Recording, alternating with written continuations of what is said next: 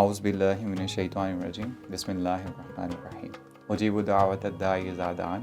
میں دعا قبول کرتا ہوں دعا کرنے والے کی جب وہ دعا کرے. السلام علیکم ناظرین، میں ہوں آپ کا میزبان عمران خان اور آپ کو پروگرام پکار میں خوش آمدید کہتا ہوں. ہمارے ساتھ موجود ہیں ڈاکٹر محمد عظیم فاروقی صاحب. ناظرین، ہم اپنے پروگرام پکار میں آپ کے بھیجے ہوئے سوالات کے جوابات اور خوابوں کی تعبیر پر رہنمائی حاصل کرتے ہیں ڈاکٹر محمد عظیم فاروقی صاحب سے. تو آج کے پروگرام کی طرف بڑھتے ہیں.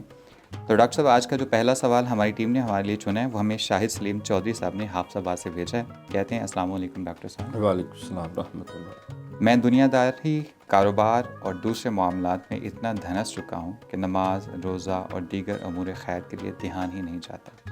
دوسرے لوگوں کو اللہ کے فرائض ادا کرتے ہوئے دیکھتا ہے، دل ملامت تو کرتا ہے، لیکن فرصت کا ایک لمحہ اپنے لیے بھی نکالنا مشکل ہو جاتا ہے. البتہ تسبیح کے ذریعے بیٹھے ہوئے کچھ نہ کچھ یا کوئی نہ کوئی عمل یا وظیفہ کیا جا سکتا ہے. آپ کی اس بارے میں کیا رائے ہے، بتا دیجیے. شکریہ. بسم اللہ الرحمن الرحیم. شکریہ عمران صاحب. Welcome sir. ہمارے بھائی نے جو سوال پوچھا ہے وہ اصل میں اپنی ایک کیفیت کا ذکر ہے. بے شک. یہ ہمارے اکثر دیکھنے میں آیا کہ جو کاروباری لوگ ہیں بعض کا جو ملازمتیں کرتے ہیں وہ بعض کا اس قدر اپنے روزی روٹی کمانے میں مصروف ہو جاتے ہیں کہ وہ حقوق اللہ، نماز، روزہ، حج، زکوٰۃ یا دیگر امور ہیں یا کچھ حقوق العباد کے حوالے سے بھی وہ غفلت میں پڑ جاتے ہیں. تو افراط و تفریط جو ہے وہ نقصان دہ ہے. تجارت یقیناً یہ بھی ایک عبادت ہے. قاسب و حبیب اللہ سرکار نے فرمایا کہ رزق حلال کمانے والا اللہ کا دوست ہے. تو لیکن اس کے ساتھ روزی کمانا جس طرح ضروری ہے، سرکار نے فرمایا کہ جس طرح روزی کمانا فرض ہے اسی طرح نماز پڑھنا بھی فرض ہے. بے شک. اللہ نے جو حکم دیا ہے تو وہ روزی جو نماز کو ترک کر کے شریعت کے احکامات کو پس پشت ڈال کے جو انسان کماتا ہے وہ پھر رزق حلال کی کیٹیگری میں نہیں رہتی نا. تو اس لیے جس اللہ نے ہمیں رزق حلال کی تعلیم دی ہے اسی اللہ نے ہمیں نماز، روزہ، حج، زکوٰۃ، دیگر حقوق اللہ، حقوق العباد کا تصور دیا. تو اس کے لیے جو ہے ایک تو ہمیں اپنی زندگی میں تھوڑا سا توازن لانا چاہیے. کچھ سرکار کی حدیث ہے کہ مجھے وہ مومن بہت اچھا لگتا ہے، پسندیدہ ہے کہ جس کا مختصر نظام زندگی ہو، کوئی بہت زیادہ پھیلاؤ اور گہراؤ والی کیفیت نہ ہو. تھوڑا سا وقت جو ہے وہ عبادت کے لیے صرف کرے، تھوڑا سا وقت وہ رزق حلال کمانے میں صرف کرے اور باقی زیادہ وقت جو ہے اپنے بال بچوں کے ساتھ صرف کرے. کیونکہ جب انسان اپنے بال بچوں کے ساتھ، اپنے ماں باپ کے ساتھ، بہن بھائیوں کے ساتھ اور صلہ رحمی، عزیز و اقارب سے تعلق رکھتا ہے تو انسان کو بہت کچھ دیکھنے کو، سمجھنے کو ملتا ہے. Man is known by the society, company he keeps, society moulds a man. تو انسان جو ہے دکھ درد میں شریک ہوتا ہے، لوگوں کے معاملات سے آگاہ ہوتے ہیں، اچھے اچھے لوگوں سے بھی ملاقات ہوتی ہے. اسی لیے اسلام کے اندر اجتماعیت کا تصور ہے. 5 وقتہ نماز با جماعت، جمعے کی نماز، عیدین کی نماز اور مختلف جو خیر کے امور ہوتے ہیں. انسان کسی درس قرآن کی، درود شریف کی، کسی پاکیزہ مجلس میں چلا جاتا ہے، اس ماحول میں جانے سے بھی انسان بہت کچھ سیکھتا ہے. لوگ جو حرمین شریفین جاتے ہیں اس ماحول میں وہ جتنے دن رہتے ہیں ایک قسم اوورالنگ بھی ہوتی ہے، ٹیوننگ بھی ہوتی ہے اور بہت ساری فیوز و برکات بھی ملتی ہے. زندگی میں ایک مثبت تبدیلی آتی ہے، ایک بہتر معمول بنانا تو انسان معاشرتی حیوان کہا تھا. ویسے ارسطاٹل نے معاشی حیوان نہیں کہا تھا کہ انسان معاشی حیوان بن جائے. تو اگر جب تھوڑا سا اپنا سوشل سیٹ اپ بہتر کریں گے، نبی پاک صلی اللہ علیہ وسلم کی حدیث ہے اگر چاہتے ہو کہ تمہارے رزق میں برکت ہو، تمہارے عمر میں برکت ہو تو صلہ رحمی کیا کرو، ملا جلا کرو، لوگوں سے لیک رکھا کرو اور کھلایا پلایا کرو. تو وہ بھی ظاہر ہے گیٹ ٹوگیدر کریں گے، دعوتیں دیں گے، قبول کریں گے. تو ویسے ان حالات کے لیے اپنے لائف سٹائل کو نبی پاک صلی اللہ علیہ وسلم کی سیرت کا مطالعہ کرنا چاہیے اور اس کے مطابق ڈالنے کی کوشش کریں. ویسے وظیفے کے طور پہ جو ہے وہ استغفار زیادہ پڑھا جائے. استغفر اللہ ربی من کل ذنب واتوب الیہ، اور باوضو رہیں تو انشاءاللہ تعالیٰ اس کی برکت سے بھی توازن آنا شروع ہو جائے گا. بے شک. ڈاکٹر صاحب، ہمارا آج کا دوسرا سوال جو ہماری ٹیم نے سلیکٹ کیا، اس میں جو سوال بھیجنے والا ہے اس نے اپنا نام ظاہر نہ کرنے کی ریکویسٹ کی ہے. ان کا سوال بہرحال ہم لیتے ہیں. کہتی ہیں کہ انکل، میری شادی اپنی پھپھو کے بیٹے سے ہوئی ہے. میں اپنے شوہر کی پسند بھی ہوں، اور میری پھپھو نے میرے رشتے کے لیے ہمارے گھر کے دروازے تک توڑ ڈالے تھے. اب شادی کو تقریباً 2 سال ہو چکے ہیں. جو وقت گزرتا جا رہا ہے، میرے شوہر اور سسرال والوں کی بے رخی بڑھتی جا رہی ہے. کوئی ورد یا وظیفہ بتائیں کہ جس کے پڑھنے سے ان سب کی بے رخی پیار محبت میں بدل جائے. کم از کم یہ لوگ رشتے کا ہی خیال کر لیں. ڈاکٹر صاحب، یہ دیکھنے میں آیا کہ ہماری بہت ساری بچیاں جو بیچاری شادی کر کے جب اپنے سسرال پہنچتی ہیں تو شروع میں تو کافی آؤ بھگت ہوتی ہے، لیکن with the passage of time وہ اسی طرح کے باتوں کا شکار رہتی ہیں. تو بہت ساری لڑکیاں آپ کے سوال کا جواب جو ہے وہ چاہتی ہوں. یہ فطری سی بات ہے کہ ماحول جو ہے وہ ایک جیسا نہیں رہتا. جو ماں باپ کا آنگن ہوتا ہے، صحن ہے، گھر ہے، وہاں حیثیت ایک اور طرح کی ہے. ماں باپ کا لاڈ پیار، بہن بھائیوں کی محبتیں، اور خالہ پھوپھی دیگر عزیز و اقارب، تو اس وقت ان کو وہ ماں باپ نظر آتے. اس وجہ سے سارے خاندان والے بھی عزت اور احترام کرتے ہیں. اور جب ماں باپ بچوں کو عزت دیتے ہیں، سرکار کا بھی فرمان ہے اکرموا اولادکم واصلحوا رحالہم، اپنی اولاد کو عزت دو. تم عزت دو گے تو دوسرے بھی دیں گے. جب تم انہیں گالی گلوچ کرو گے، لاتیں مارو گے، برا بھلا کہو گے، وہ ڈی گریڈ کرو گے، تو ان کی شخصیت بھی مجروح ہوگی. دوسرے بھی سمجھیں گے کہ شاید یہ بچہ ہے، یہ اس طرح کبھی ہے، یا اس کے اندر بہت ساری کمی ہیں. تو وہاں انوائرمنٹ اور ہے. سسرال میں سچویشن اور ہوتی ہے، تو وہاں جا کے زیادہ محتاط رہنے کی ضرورت ہوتی ہے. سسرال میں وہ میکے گھر کا ماحول ملنا ممکن نہیں. وہ انسان کو اپنے کردار سے، اپنے اخلاق سے، اپنی سلیقہ شاعری سے، بلکہ وہ کہتے ہیں زبان شیریں ملک گیری، زبان بھی نرم ہو، کردار بھی handsome is that who handsome does. کہتے چام اچھا نہیں ہوتا، کام اچھا ہوتا ہے. کیڑا روندا ہے اماں نوں، سارے روندے کماں نوں. تو اپنی خدمت داری سے، دانائی اور حکمت عملی سے جو ہے وہ سب کا دل جیتا جا سکتا ہے.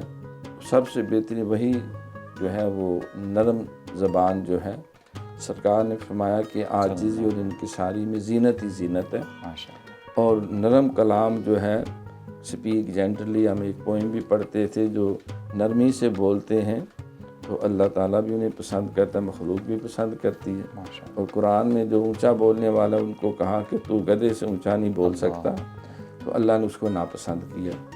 تو دوسرا وظیفہ یہ ہے کہ اس میں ہمارے جو بزرگوں کا بھی تجربہ ہے، اپنے بھی ہم بہو بیٹیوں کو دیکھا ہے. جو بہو بیٹی پاک صاف رہتی ہے، جس کے فطرت میں پاکیزگی ہے، نظافت ہے اور شرافت بھی ہے، تو یہ ایک بہت بڑا وصف ہے. اور پھر باوضو رہنے والی، اور اگر یہ کہ سارے پیار اور محبت کریں تو اس کے لیے پھر سورۃ یاسین جو ہے یہ اگر ڈیلی پڑھی جائے، دعا کی جائے، اور اپنی زبان کو درود شریف سے تر رکھا جائے. جو بھی یاد ہے، درود ابراہیمی ہے، یا صلی اللہ علیہ وسلم ہے، چھوٹا سا ہے، یا صلی اللہ علی حبیبہ محمد وآلہ وسلم، کوئی درود شریف جو ہے، تو اس سے قدرتی جو ہے وہ سارے محبت اور پیار کرتے ہیں. طبیعت میں بھی نرمی پیدا ہوتی ہے. بعض کا کہتے ہیں تو نے آیت کریمہ پڑھا تو بابا جلالی ہو گئے. تو وظیفوں کے، دعاؤں کے بھی اثرات ہوتے ہیں. درود شریف جو ہے اس میں نرمی، محبت اور چاہت پیدا ہوتی ہے. بہت شکریہ ڈاکٹر صاحب. مطلب یہ کہ ہمیں ہر قسم کے درود اور وظائف سے پہلے اپنے کیریکٹر کو بہتر کرنا ہوگا تاکہ لوگ ہم سے محبت کریں. بہت شکریہ ڈاکٹر صاحب. ناظرین، یہاں پہ وقت ہے ایک چھوٹے سے وقفے کا، ملتے ہیں وقفے کے بعد.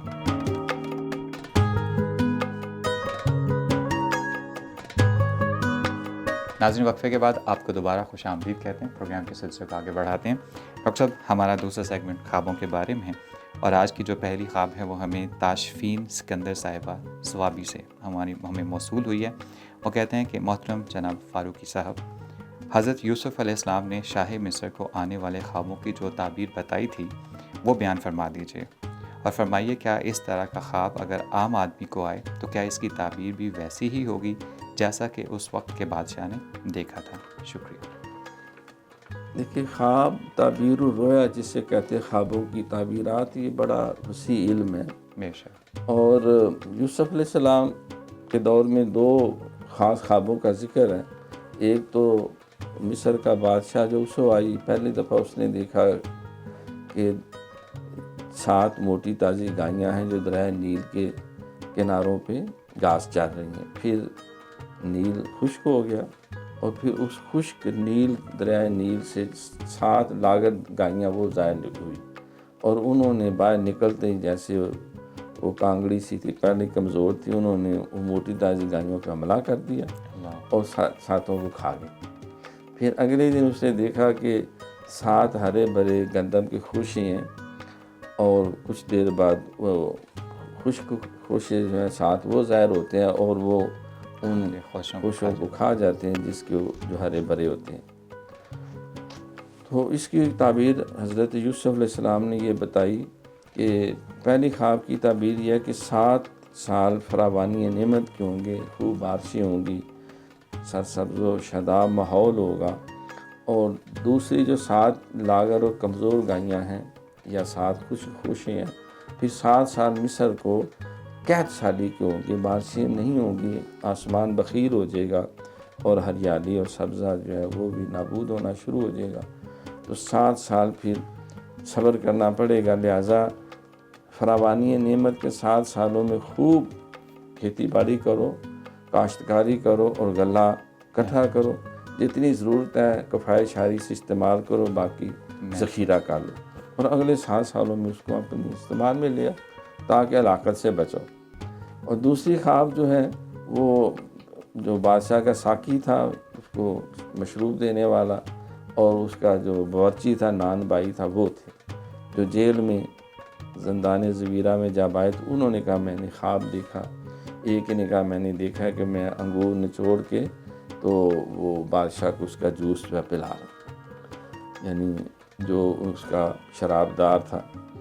اور دوسرے نے جو بچی تھا اس نے دیکھا کہ اس کے سر کے اوپر ایک بہت بڑی چنگیر ہے یا برتن ہے، سینی جس کو کہتے ہیں، اس کو روٹیاں ہیں، اور آسمان سے پرندے اور کبے چیلیں آتی ہیں اور وہ روٹیاں اٹھا اٹھا کے لے جا رہے ہیں. تو حضرت یوسف علیہ السلام نے بتایا بھی اس کی تعبیر تو یہی ہے کہ 3 دن کے بعد جو ہے وہ تمہارا جو ہے وہ اکاؤنٹیبلٹی ہوگی، اور جو شراب دار ہے وہ بری ہو جائے گا، بادشاہ کو دوبارہ مشروب پہ لائے گا، اور جس کے سر سے روٹیاں جو ہیں وہ پرندے اڑا کے لے جا رہے ہیں، تو اس کا مطلب ہے کہ اب اس کے دانہ پانی اٹھ گیا ہے، اور اس کو سولی پہ چڑھا دیں گے، اور اس کو چیل اور کبے جو ہیں وہ اس کو نوچ نوچ کے اس کے جسم کو کھائیں گے، ایسی بری سزا ملے گی. تو یہ قرآن پاک کے اندر یہ ساری خواب کا ذکر ہے اور تعبیر کا بھی ذکر ہے. تو کسی دوسرے کی خواب کو اپنے اوپر انسان قیاس نہیں کر سکتا. ظاہر جو بادشاہ کو خواب آئی اس کے حالات کے موافق ہے، بے شک. اور جو بورچی کو آئی وہ کھانے پینے کے حوالے سے آنی تھی، اور جو ساقی تھا اس کو پینے پلانے کی. اب ان کو تو یہ خواب اس طرح کی دریائے نیل والی آنے کا کوئی دکھ نہیں بنتا بظاہر جو ہے. تو اس وجہ سے اگر نیک آدمی دیکھتا ہے میں فوت ہو گیا ہوں تو یہ مثبت ہے کہ اللہ نے اس کو موت و قبل ان تموت، اس نے اپنے آپ کو اللہ کی رضا کے سپرد کر دیا ہے، لہٰذا یعنی وہ اور نیکی کی طرف آگے بڑھ گیا، اللہ کی بارگاہ جس کو کہتے ہیں فنا فی اللہ ہو جانا. تو اگر وہی خواب کسی گناہ گار کو یہ خواب آئے تو یہ اس کی مر جانا، اس کا مطلب ہے وہ پہلے ہی مرا ہوا تو اس کا ضمیر بھی مر چکا ہے، اور یہ اس کی ظاہری طور پر ظاہری نہیں بلکہ روحانی اور ایمان کی موت والی کیفیت ہے. لہٰذا اپنا محاسبہ کرے، استغفار پڑھے. تو لہٰذا ہر خواب کی تعبیر ہر انسان کے حالات، اس کے ماحول، اس کے مزاج، اس کا پیشہ اور اس کی دیگر جو ایکٹیویٹیز ہیں روزمرہ کی، ان سب کو پیش نظر رکھتے ہوئے جو معبر ہے تعبیر بتانے والا وہ اچھی طرح ہر بات اور نقطے کو سمجھ کر اور وہ سارا ذائچہ سامنے رکھ کے اس طرح وہ جج ایک فیصلہ دیتا ہے نا، تو پہلے سارے حالات و واقعات، پھر گواہوں کی باتیں، پھر وہ اپنے علم کو اس کے اوپر فٹ کر کے دیکھتا ہے کہ کون مجرم ہے، کتنا مجرم ہے. مطلب یہ کہ اپنے آپ پر قیاس نہیں کیا جا سکتا کسی کی دوسرے کا خواب. ڈاکٹر صاحب ہمارا آج کا دوسرا خواب ہمیں نارووال سے باقی علی سید صاحب نے بھیجا ہے. کہتے ہیں کہ ڈاکٹر صاحب خواب میں شہد یا مٹھائی کھانا کس بات کی علامت ہے؟ یہ خواب میں نے دوپہر کو کیلولہ کے دوران دیکھا تھا، تعبیر سے آگاہ کرتے ہیں. شکریہ. یہ اچھی خواب ہے.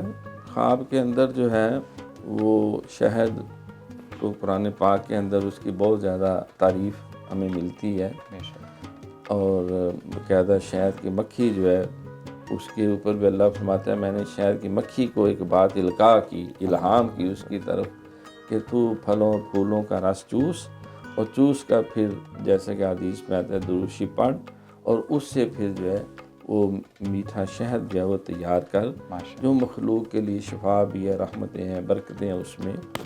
اور بلکہ ایک موقع پہ نبی علیہ الصلوۃ والسلام حالات کچھ ایسے ہوئے تو آپ نے فرمایا کہ میں شہد نہیں استعمال کرتا.